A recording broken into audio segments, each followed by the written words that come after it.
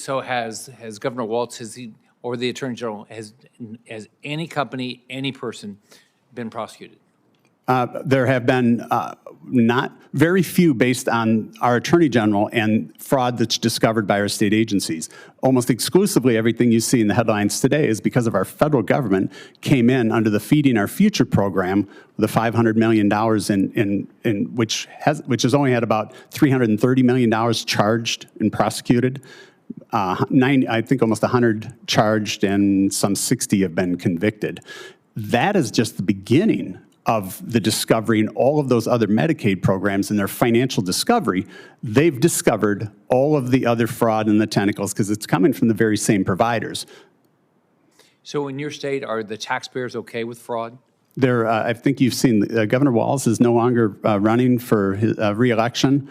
They're upset, but they're just learning about it. When Governor Walz pranced on the stage in the presidential election is when Minnesotans started to realize, or not realize, but when our local media was kind of forced to cover the actions that have actually taken place under his administration.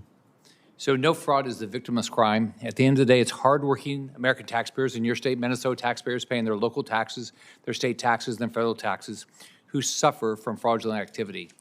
How have legitimate providers and families in Minnesota seen reduced services, delayed payments, and title rules that make it harder for honest people to get help because of this fraud? Yeah, we've got stories all over the state of good providers that are providing critical services, and the delays, even in a legitimate autism service provider was just highlighted this week, $250,000 a week in payroll, and they've delayed it for 90 days, payments for 90 days, and they only plan to roll it out in a limited environment. Many of the critical services and providers that actually are doing the work may go under and relieve a huge portion of our population unserved. Mr. Talov, as we know, a simple visit to these fraudulent businesses in Minnesota revealed they are not real businesses.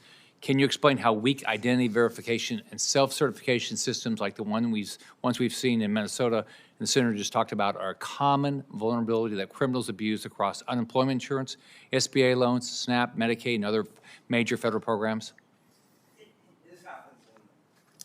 This happens in all 50 states, Senator, and it starts with the Secretary of State and how the businesses are registered. You can go on to any of your state web portals, enter in any name you want for a business. As long as it doesn't impact a copyright, it's set up. And what the criminals do is they take those shell companies and then they create fake employees, they create fake services, and they deliver fake services, yet they're stealing real taxpayer dollars.